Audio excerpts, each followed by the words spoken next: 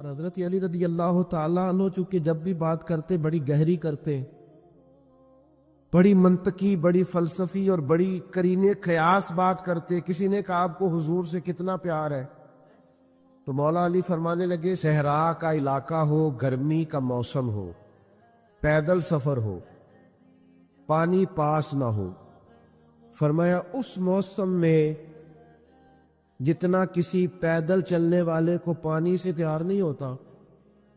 میرے ایک دوست ہیں، وہ کہا کرتے ہیں کہ حضرت صاحب یہ گرمیوں میں جب میں روزہ کھولتا ہوں تو گلاس پانی سے میرا کچھ نہیں بنتا، میرا دل کرتا ہے ٹوٹی کا پائپ لگاؤں منہ میں۔ یہ پانی سے جو پیار ہوتا ہے نا، یعنی آپ درجنوں سینکڑوں نعمتیں چن لیں دسترخوان پر جو پانی ہوتا ہے نا، اس کے بغیر گزارا نہیں ہوتا۔ مولا علی کی بات تو سمجھے نا، مولا کائنات کیا فرماتے؟ فرماتے ہمیں حضور سے اتنا پیار ہے کہ گرمی کا موسم ہو، صحرا کا علاقہ ہو، پیدل سفر ہو، یہ کبھی آپ اس موسم میں جس کو دیر ہو گئی ہو پانی نہ پیا ہو، ذرا اس کو دیکھے نا، پانی پانی پانی پانی کرتا پھرتا ہے۔ فرمایا جس طرح گرمی کے موسم میں صحرا کے علاقے میں پیدل چلنے والے مسافر کو جتنا پانی سے پیار ہوتا ہے نا، مجھے اس سے بھی بڑھ کر مدینے والے محبوب سے پیار ہے۔ یہ کیفیت آپ سمجھے، اس ذوق کو آپ سمجھے۔ سورہ حشر کو دیکھیے گا، فرمایا وَلَا تَكُونُوا كَالَّذِينَ نَسُوا اللَّهَ فَأَنسَاهُمْ أَنفُسَهُمْ۔ ان لوگوں کی طرح نہ ہو جانا جنہوں نے اللہ کو بھلا دیا تو اللہ نے پھر انہیں ان کا اپنا آپ بھی بھلا دیا، انہیں اپنی بھی ہوش نہیں رہی، وہ ایسے مسائل میں گر گئے، وہ ایسی آزمائشوں میں الجھ گئے، وہ ایسی دنیا داری کے اندر الجھے کہ انہیں اپنا بھی پتہ نہ چلا۔ اب تو ڈھونڈتا پھرتا ہوں اے اقبال اپنے ہی آپ کو، اب تو ڈھونڈتا پھرتا ہوں اے اقبال اپنے آپ کو، آپ ہی گویا مسافر، آپ ہی منزل ہوں میں۔ جب انسان خدا فراموش ہوتا ہے تو خود فراموش ہو جاتا ہے۔ ہمارا بڑے زمانے سے تکیہ ہے، کبھی امریکہ پر، کبھی یورپ پر، کبھی برطانیہ پر، کبھی مالداروں پر، کبھی اسلحے والوں پر۔ اس کا نقصان یہ ہوا کہ اپنا کوئی وجود نہیں رہا، اپنا کوئی نظریہ نہیں رہا، اپنی کوئی سوچ نہیں رہی۔ ایسے محسوس ہوتا ہے کہ کوئی منشور نہیں، کوئی دستور نہیں، لگام منہ میں ہے اور اس کا سرا کسی کے ہاتھ میں ہے، وہ جدھر چاہتا ہے ہمیں گھما لیتا ہے۔ اللہ فرماتے ہیں یوں نہ ہو جانا کہ تم رب کو بھلا دو اور پھر تمہیں اپنا آپ بھی بھول جائے۔ اولئک ھم الفاسقون، فرمایا یہ وہ لوگ ہیں جو نافرمان ہیں اللہ کے، یہ نافرمان ہے۔ جب یہ نظریہ بن گیا، جب یہ ذہن بن گیا کہ پیدا اللہ نے کیا ہے، دینا اللہ نے ہے، عطا کرنے والا اللہ ہے، نوازنے والا اللہ، تو پھر ساری توجہ دنیا داروں کی طرف رکھنا، میں اللہ والوں کی طرف توجہ رکھنے کا قائل ہوں، میں وہ سمجھتا ہوں، ہم اس چیز کے قائل ہیں، لیکن وہ بھی کوئی آستانہ ہے کہ جہاں حق مرشد کا نعرہ تو بڑا لگے پر رب کا نام ہی نہ سننے کو ملے۔ یہ بھی کوئی بات ہوئی کہ جہاں یہ تو نعرہ زور سے لگے کہ جیوے جیوے مرشد جیوے، لیکن استغفار کا درس ہی نہ ملے، یا ہر وقت یہ بتایا جائے کہ یہاں آ گئے تو بچ گئے۔ کیسے بچیں گے؟ میرے رسول پاک علیہ السلام کا دروازہ سب سے بڑا دروازہ ہے، حضور کا دروازہ سب سے بڑا دروازہ ہے، لیکن میرے دوستو یاد رکھنا، نبی پاک علیہ السلام نے بھی لوگوں کو جب رستہ دکھایا ہے تو رب کریم کا رستہ دکھایا ہے، اللہ کا رستہ دکھایا، اللہ کریم کا رستہ دکھایا، لوگوں رب کی طرف توجہ کرائی۔ میرے رسول کریم سید عالم صلی اللہ تعالی علیہ وسلم نے لوگوں کی اللہ کی جانب توجہ کرائی اور لوگوں سے یہ کہا کہ وہ اپنے رب کریم کی جانب اپنا ذہن رکھیں، اپنی توجہ اپنے اللہ کی جانب مبذول کریں۔ میری بات کو اچھے طریقے سے سمجھیے گا، علم اللہ تبارک و تعالی عطا کرتا ہے، تو اسے اللہ کی عطا ہی سمجھنا چاہیے۔ کچھ لوگوں کے پاس علم ہوتا ہے پر علم نافع نہیں ہوتا، وہ ٹامک ٹونیاں مارتے رہتے ہیں ساری زندگی۔ علم کو اللہ کی عطا سمجھیں، اپنی عقل پر اپنے شعور پر زیادہ بھروسہ نہ سمجھیں، نظر اللہ پہ رکھیں۔ حضرت مولا علی شیر خدا کرم اللہ تعالی وجہہ الکریم سے کسی نے پوچھا تھا بڑا عالم کون ہوتا ہے؟ ہمارے ہاں تو اب وہ والے عالم پائے جاتے ہیں نا، اللہ ماشاءاللہ، جو ممبر پہ بیٹھتے ہیں تو دعوے ہی دعوے ہیں، ممبر پہ بیٹھتے ہیں تو دعوے ہی دعوے ہیں۔ اس طرح کے عالم ہمارے ہاں پائے جاتے ہیں، وہ ہر بات میں دعویٰ کرتے ہیں، میں یہ کر دوں گا، میں وہ کر دوں گا۔ یہ مزاج علماء کا نہیں۔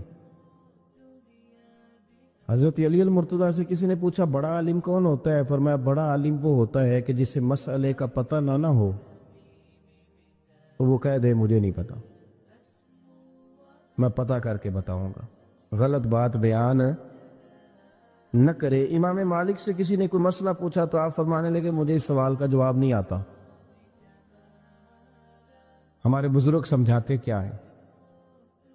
وہ کہنے لگا آپ اتنے بڑے امام ہیں تو اس سوال کا جواب نہیں آتا۔ فرمانے لگے اگر مجھے ہر سوال کا جواب آتا پھر تو میں خدا ہوتا،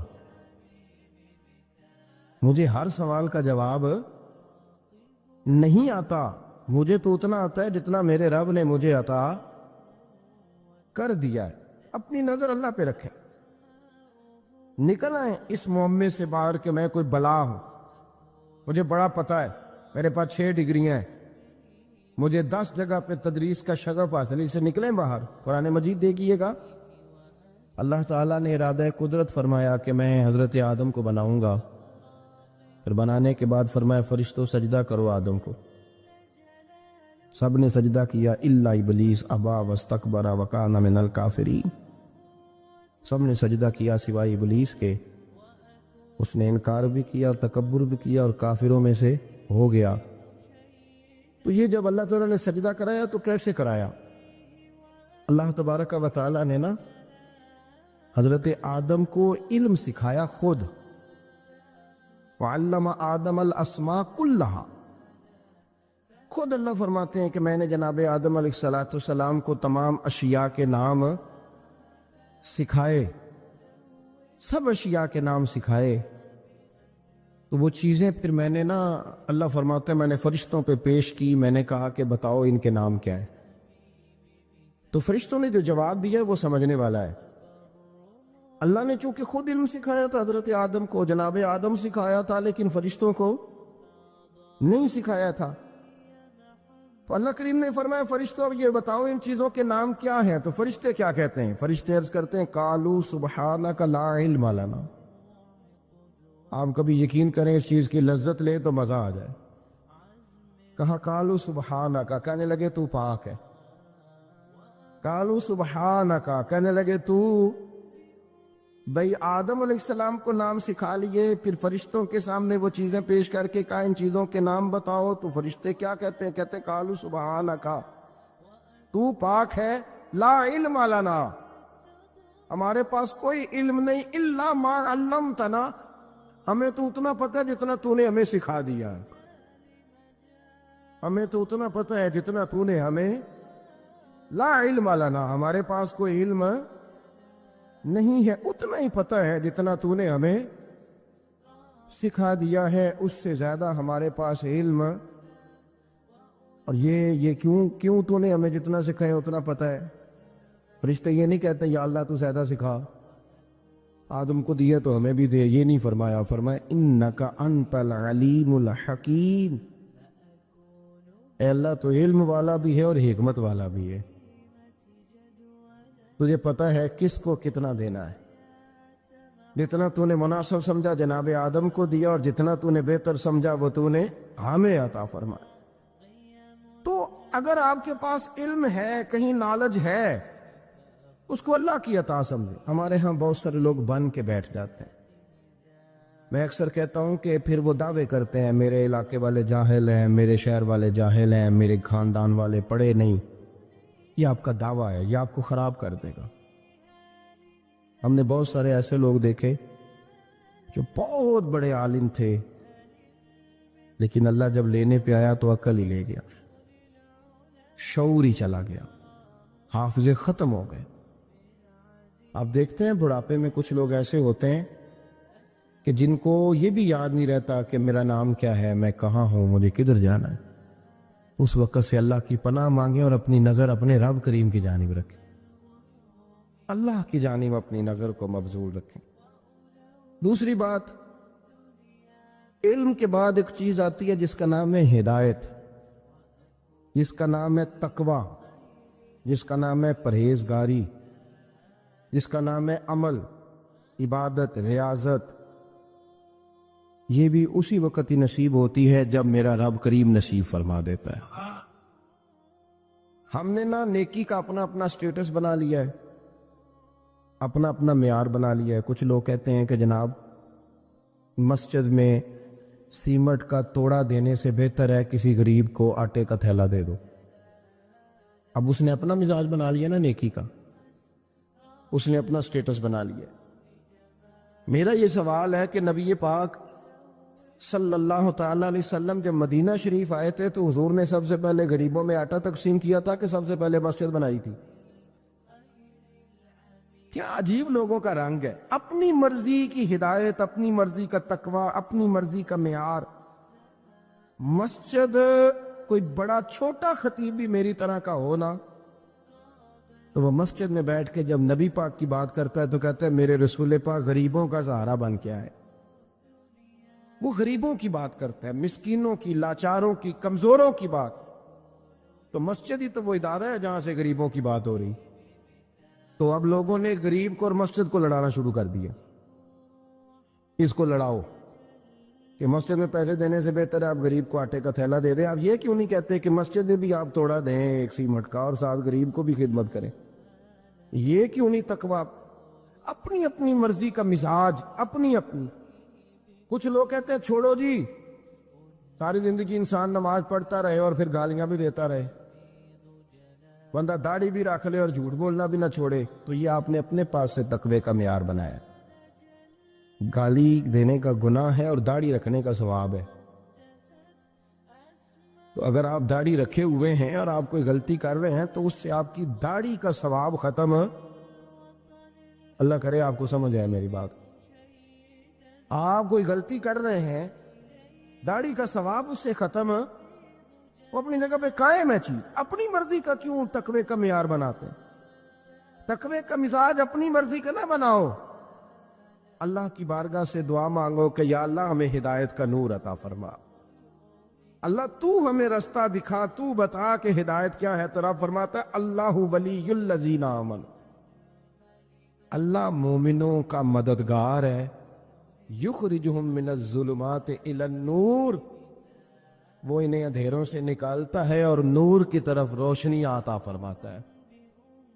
اندھیروں سے نور کی طرف اللہ لاتا ہے۔ اللہ ولی، اللہ مومنوں کا ولی ہے، وہ انہیں اندھیروں سے نور کی طرف نکالتا ہے۔ ہدایت ہمیشہ اللہ کی طرف سے سمجھے۔ جب وہ نماز کی توفیق دیتا ہے تو اپنے فضل سے دیتا ہے، جب وہ ذکر کی توفیق دیتا ہے تو اپنے فضل سے۔ ہم سمجھتے ہو جی فلانا نہیں پڑھ رہا بڑا بیوقوف ہے، فلانا نہیں پڑھ رہا، تو کیا اپنی عقل کے زور پہ پڑھ رہا؟ میں جی اللہ کے فضل سے 2 سپارے پڑھتا ہوں، تو کس پہ احسان کرتے تو 2 سپارے پڑھ کے رویا کر، اگر مالک تو بڑا قریب نہیں۔ بڑے لوگ ہیں جن کو پورا قرآن حفظ ہے پر انہیں پڑھنے کی توفیق نہیں، تو انہیں فضل کیا اور مجھے توفیق دے دی ہے پڑھنے۔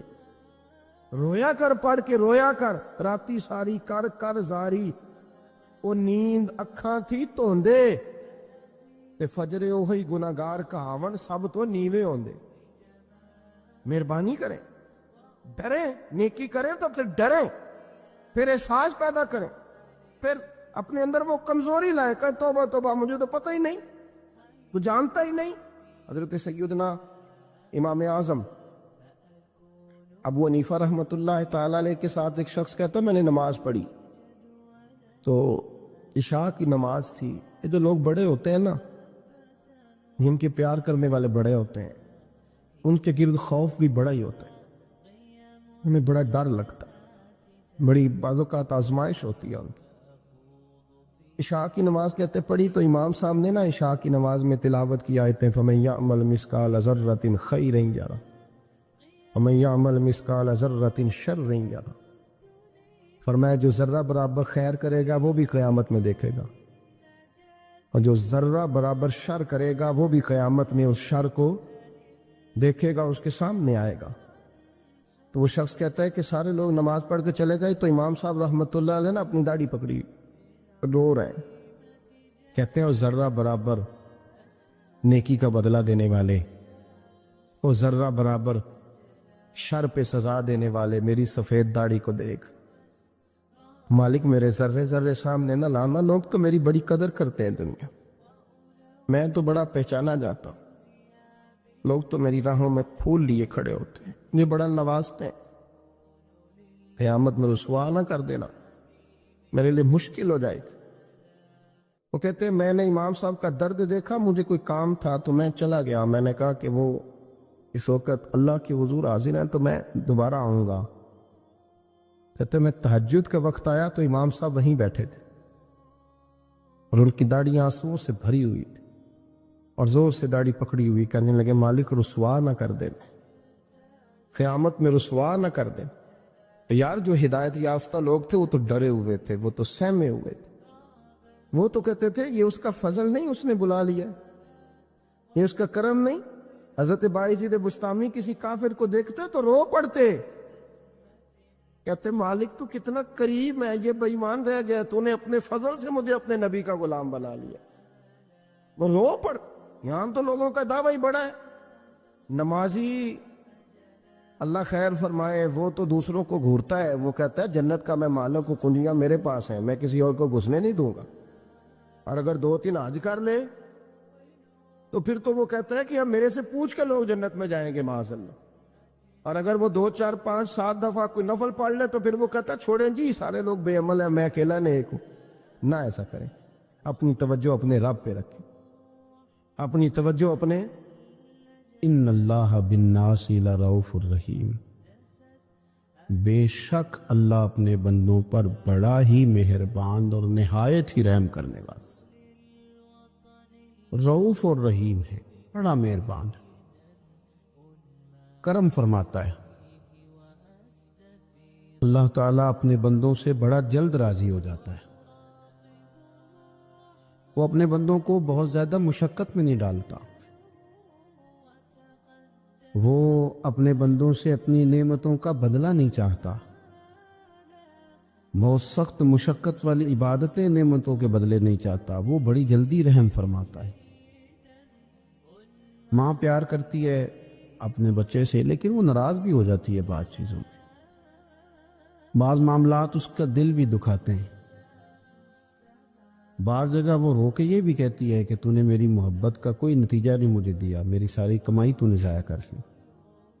والد بہت ساری جگہوں پہ ناراض ہوتا ہے، شکوہ کرتا ہے، کہتا ہے میری بیماریوں کی، پریشانیوں کی، بڑھاپے کی، کمزوریاں کا سبب بیٹے تو ہی بن گیا،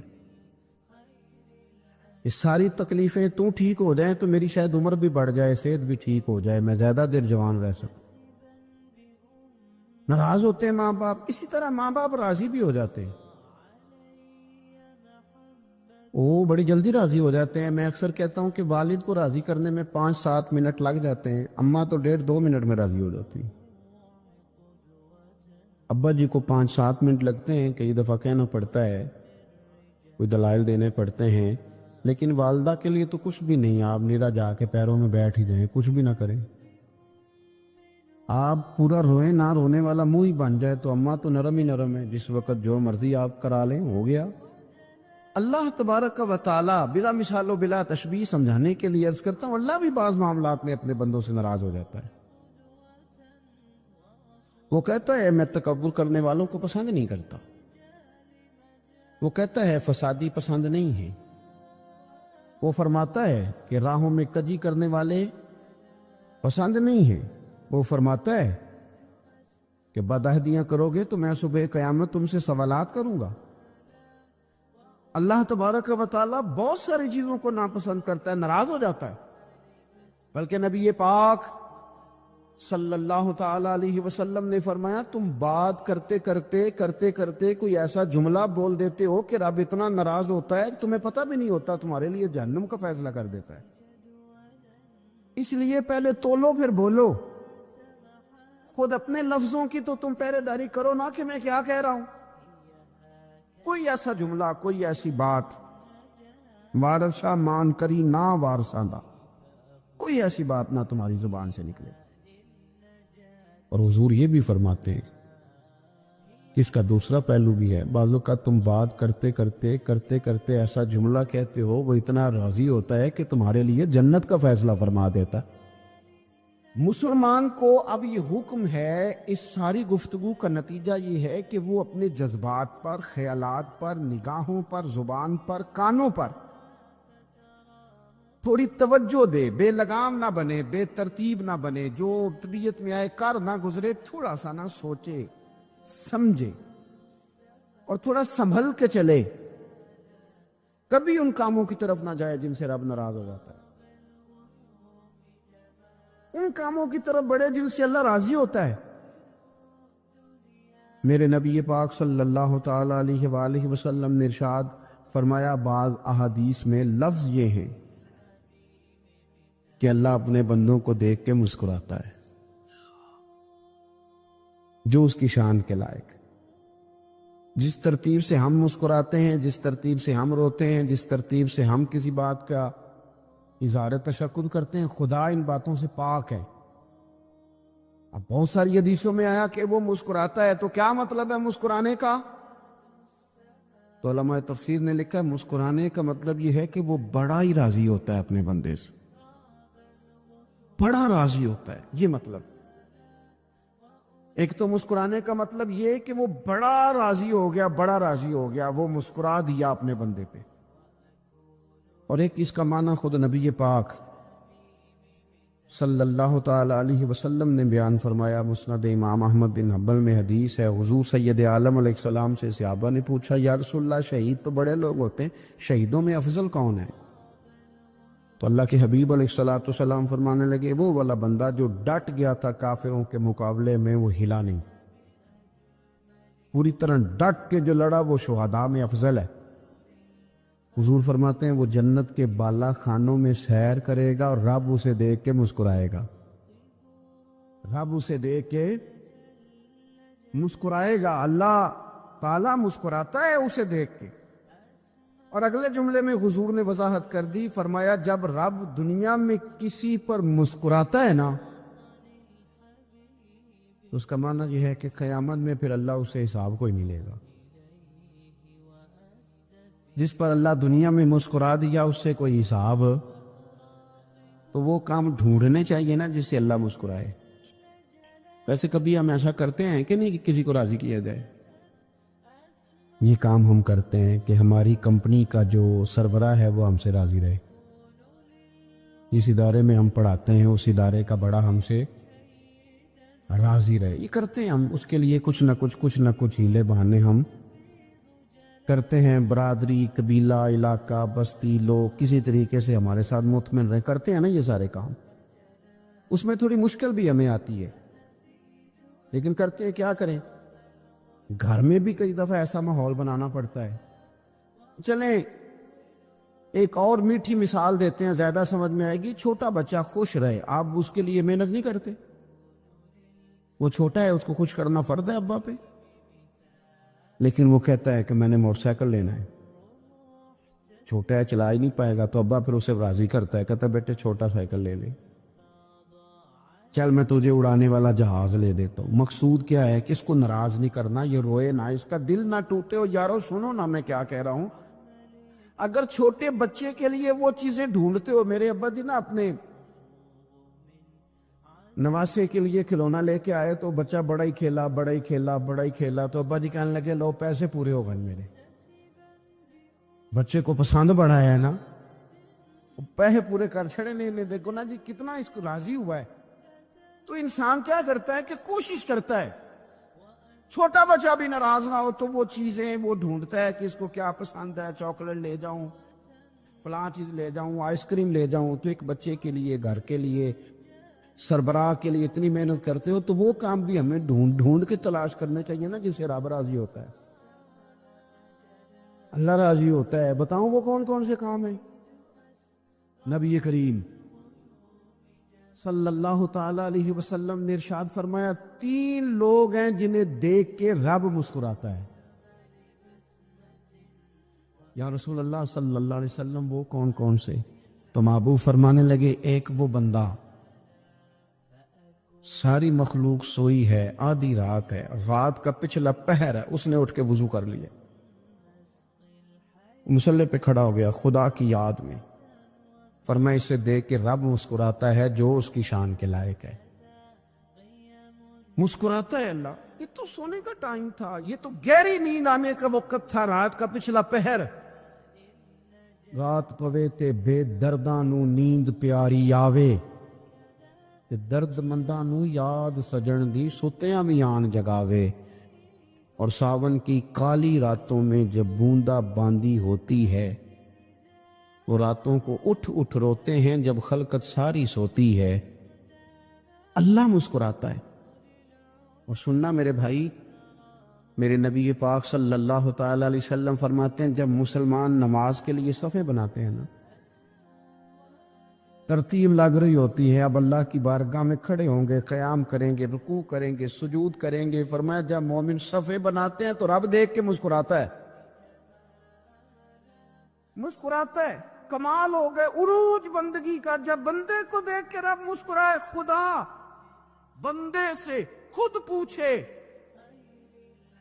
بتا تیری رضا کیا ہے، مسکراتا ہے۔ اور میرے نبی پاک علیہ السلام فرماتے ہیں جب مجاہد جہاد کے لیے صفیں سیدھی کرتے، آج تو یہ رب کے نام پہ مرنے ہی آ گئے، یہ صفوں میں کھڑے ہوں گے، ترتیب سے لڑیں گے، ترتیب سے گلا کاٹیں گے کافروں کا یا شہادت لیں گے۔ فرمایا جب جہاد کے لوگ صفیں بناتے ہیں تو رب انہیں دیکھ کے مسکراتا ہے۔ کتنے نصیبوں والا وہ بندہ ہے جسے دیکھ کے مسکرا دیا۔ او یار کبھی تیرا بیٹا تیرے سامنے مسکرائے نا چھوٹا، تو تیرا دل باغ باغ ہو جاتا ہے۔ تیری ماں بیمار کسی ایک دن صحیح طرح ہنس پڑے تو طبیعت خوش ہو جاتی۔ مجھے بتاؤ نا جس کا رب بھی اسے دیکھ کے ہنس پڑے، جو اس کی شان کے لائق ہے، کیا اس بندے کے نصیبیں ہیں، کیا اس کے مقدر ہیں؟ آپ اس مقام پر اپنے آپ کو لائیں۔ اب دیکھیں نا، یہ حدیث آپ نے سن لی، اب ہم نے نا اس طرح صفحے نہیں بنانے جس طرح ساری دنیا، اب ذرا صفحے بھی شوق سے بنائیں گے، اب ذرا تھوڑا سا شوق پیدا کریں گے، بھئی یہ تو میں وہ کام کرنے لگا ہوں جسے دیکھ کے رب مسکراتا ہے۔ نبی پاک صلی اللہ علیہ وسلم نے فرمایا جب کوئی بندہ توبہ کرتا ہے نا، ہم توبہ کا رٹا لگاتے ہیں، یا اللہ میری توبہ، یا اللہ۔ اور توبہ کا تو مطلب یہ ہے کہ پچھلے گناہوں سے پکی توبہ، آج کے بعد یہ غلطی نہ کرنے کا پکا وعدہ۔ انہیں ساری شب برات رو کے گزاری ہے، بتا سویرے جھوٹ جوڑنے کا ارادہ ہے تیرا؟ آج کے بعد رشوت تو نہیں نہ لے گا، ملاوٹ تو نہیں نہ کرے گا، یہ توبہ ہے۔ اور اگر سارے کام اسی طرح کرنے تو پھر کہ توبہ کا رٹا ہے، جتنا مرضی لگاؤ۔ حضرت علی بن ربیعہ رضی اللہ تعالیٰ عنہ فرماتے میں مولا علی کے ساتھ تھا، مقام حرہ کی طرف جا رہے تھے، حضرت علی نے ہاتھ اٹھا کے دعا مانگی ہماری تعلیم کے لیے، ورنہ حضرت علی ہم صحابہ کو محفوظ عن الخطا تو مانتے ہیں نا، ہاتھ اٹھا کے کہا اے اللہ ہمارے گناہ بخش دے، تیرے علاوہ کوئی معاف کرنے والا نہیں۔ اور پھر حضرت علی آسمان کی طرف دیکھا اور دیکھ کے نا حضرت علی بن ربیعہ کو تو مسکرائے۔ حضرت علی بن ربیعہ کہنے لگے حضور مسکرائے کیوں ہو؟ فرمانے لگے ایک دن میں حضور کے ساتھ اسی طرح آیا تھا، اسی طرح حضور نے دعا فرمائی تھی ہماری تعلیم کے لیے، اور پھر حضور مجھے دیکھ کے مسکرائے تھے اور فرمایا جب کوئی بندہ رب کی بارگاہ میں اس طرح استغفار کرتا ہے تو رب مسکراتا ہے، اور مسکرا کے فرماتا دیکھ لو میرے بندوں کو پتا ہے کہ میرے علاوہ معاف کرنے والا کوئی نہیں، مجھے پتا ہے، تم اس کی بارگاہ میں رجوع تو لاؤ، آؤ تو صحیح تو آنسو لے کر، اقبال کہتے ہیں کہ موتی سمجھ کے شان کریمی نے چن لیا، قطرے دو گرے میرے ار کے انفال کے، دو میں نے آنسو بہائے تھے تو اس کے کرم نے تو موتی سمجھ کے چن لیے۔ سنو نا حضور، اس استغفار کو اللہ کو یار رات کو توبہ کر کے سونا چاہیے ہمیں۔ کچھ غلطیاں ہم کرنا نہیں چاہتے پر ہم سے ہو جاتی ہیں، کچھ دل ہم توڑنا نہیں چاہتے پر وہ ٹوٹ جاتے ہیں، ہماری مجبوری ہوتی ہے ٹوٹ جاتے۔ رات کو اس کی بارگاہ میں ہاتھ باندھ کے، کشکول طلب دراز کر کے خوب استغفار پڑھنا چاہیے کہ مالک بندے ہیں نا، کیا کریں؟ نفس کا ساتھ ہے، دنیا کا ساتھ ہے، خواہشات نفسانیہ، مالک معاف کر دے۔ درد سے توبہ، رسم نہ ہو، کہانی نہ ہو، لفظ نہ ہو، جملے نہ ہو، اور جناب ایسے لوگوں کے بیچ بڑے ہاتھ باندھ کے اور بڑا کوئی ضرورت نہیں، آپ اکیلے اپنی چارپائی پہ بستر کے اندر منہ دے کے بھی درد سے کہیں گے نا معاف کر دے تو وہ تو مہربانی بڑا ہے۔ میرے نبی پاک صلی اللہ علیہ وسلم مثال دیتے ہیں، فرمایا ایک آدمی صحرا میں جا رہا، صحابہ سے حضور خطاب کر رہے ہیں، فرمایا ایک آدمی صحرا میں جا رہا تھا، اس نے اپنی اونٹنی پہ کھانا پانی پیسے ہر چیز رکھی ہوئی تھی، صحرا تھا بہت بڑا، درمیان صحرا کے گیا تو تھوڑا سا سستانے کے لیے آرام کرنے کے لیے اونٹنی سے نیچے اترا۔ اب اس نے اونٹنی کی لگام، اونٹنی کی نکیل اپنے سرہانے کے نیچے رکھی، ہاتھ کے ساتھ پکڑی اور سو گیا۔ تھوڑی ہی دیر کے بعد جب اس کی آنکھ کھلی تو دیکھا اونٹنی غائب ہے۔ صحرا میں وہ پیدل نہ آگے جا سکتا ہے، نہ پیچھے جا سکتا ہے، نہ دائیں نہ بائیں، کھانے کو روٹی نہیں، پینے کو پانی کا قطرہ نہیں، تھوڑا ادھر بھاگا ادھر بھاگا، تھک گیا۔ کریم محبوب فرماتے ہیں وہ پوری طرح نڈھال ہو گیا اور مایوس ہو گیا، معاذ اللہ، مایوس ہو کے دوبارہ اسی جگہ آ کے لیٹ گیا جہاں پہلے لیٹا تھا، انتظار کرنے لگا کہ اب موت ہی آئے گی، آخری وقت ہے، اب نہ میں پیدل یہ صحرا کراس کر سکتا ہوں، نہ پیچھے جا سکتا ہوں، نہ کھانا ہے نہ پانی ہے، سوائے موت کے کوئی سہارا نہیں۔ حضور فرماتے ہیں وہ رستے میں دوبارہ لیٹ گیا، اچانک اس نے رخ بدلا تو اونٹنی سامنے کھڑی تھی۔ حضور نے صحابہ سے پوچھا بتاؤ نا اسے بھلا کتنے کو خوشی ہوگی؟ یا رسول اللہ جسے نئی زندگی مل گئی ہے۔ آپ دیکھیں نا سارے ڈاکٹروں نے کہہ دیا کہ اس کے تو گردے معدہ جگر ہر چیز ختم ہے، گھر لے جاؤ خدمت کرو، ہر طرف پریشانی ہے۔ وہ بندہ بھی سمجھ گیا ہے کہ آخری وقت آ گیا، کل جاؤں پرسوں جاؤں، تیاری ہو گئی، سب لوگ آ گئے، باہر والے بھی آ گئے، یہ ماحول ایک عجیب رنگ اختیار کر گیا۔ اچانک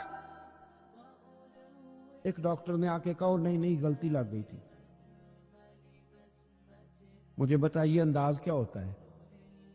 بغیر دوائی کے بندہ اٹھ کے کھڑا نہیں ہو جاتا، او میں تو بچ گیا ہوں۔ نبی پاک صلی اللہ علیہ وسلم فرمانے لگے اس کی اونٹنی مل گئی، بتاؤ بھلا اسے کتنی خوشی ہوگی؟ یا رسول اللہ وہ تو دوبارہ دنیا میں آ گیا۔ حضور فرمانے لگے اسے کچھ بھی خوشی نہیں ہوئی۔ جب کوئی رب کا گناہگار بندہ آ کے توبہ کرتا ہے، رب کو اس سے کئی گنا زیادہ خوشی ہوتی ہے۔